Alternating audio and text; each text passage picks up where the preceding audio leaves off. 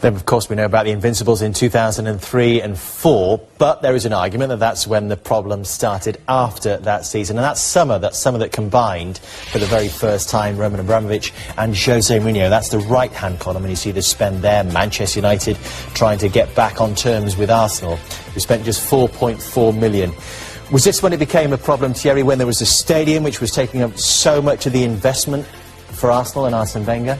And when you see this, it speaks volume of what happened at that moment. I always have not regret, because you can't regret what happened in life, and it happens for a reason, but a disappointment in a slight way is that we never took advantage of our dominance.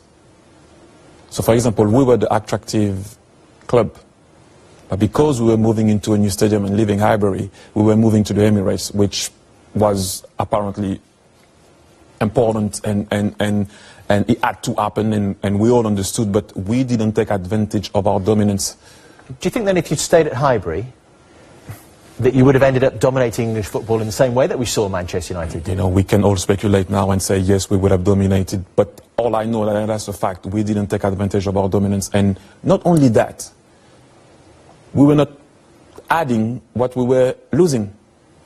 So you're losing Patrick Vieira, you're losing Robert Pires, you're losing, I'm not going to name everybody, you're losing quality winners, voices in the dressing room. And so I understood where the club was going, and Arsene and the club did an amazing job to maintain being the club that the club was at the time. But we didn't take advantage of that, and the rest is history, because we can be here speculating of what we would have been if we stayed at Highbury. But yeah, I kind of, you know, at times look at it and go like, kind of. That summer of 2004 was not to be a one-off, and we'll have a look at the transfer spending over a period from 2004 to 2013, and you see in those years when Arsenal were paying for that stadium, Roberto, that Arsenal were making a transfer profit. So really, should we actually be looking back at this era and saying that Arsene Wenger did remarkably well to keep Arsenal competitive? Without a doubt, I don't think there is a question. For me, at that time, I can speak as a young manager. Arsene Wenger, the way he dealt with that situation, it was inspiring. I think we're losing that role in the British game. More and more, the clubs go into a structure where they got the director of football, that they got a head coach, and he relies on the results at the weekend. I think what Arsene Wenger always did is being able to see potential in players, and he managed those players for what they could be. The confidence that he transmitted could make a competitive team without competing on the finances.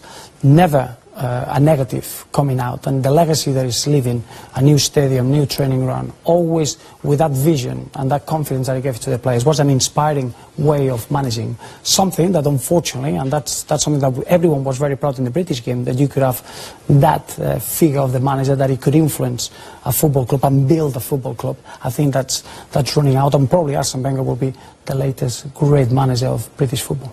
Because there have been suggestions, Roberto, in the last few years that he's almost tainted that legacy, that he should have gone earlier. But do you think we should remember Arsene Wenger in an entirely positive way? I've got no doubts. I've got no doubts. It was quite frustrating to see that even a great like Arsene Wenger could get affected by what is the modern way of understanding the game, the extremes, the emotions, the social media. They're trying to get blood when you got a defeat, trying to not to see the bigger picture. That's been really sad. Now it's almost a celebration. Everyone should look back on the career of Arsene Wenger and what he did in the British game. But I don't think Arsene Wenger deserved any sort of negative comments away from, obviously you want to win leagues, but I think to see the overall role that he's had at Arsenal, he should have been above all that criticism. So as a fellow manager, what do you think the legacy of Arsene Wenger should be remembered as?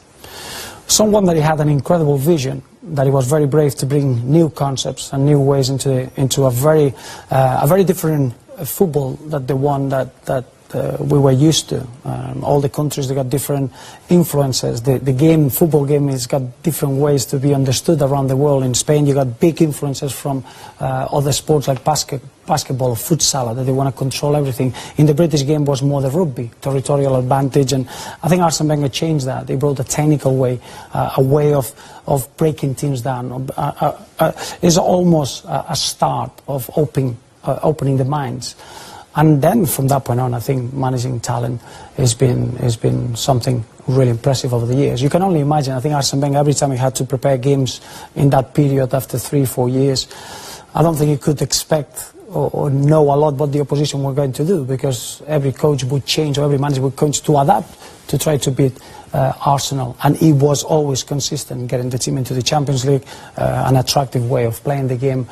For me, it's been someone that I don't think anyone will repeat the achievements that he had. Without a doubt, well worth it to be the manager with a bigger amount of games in the Premier League.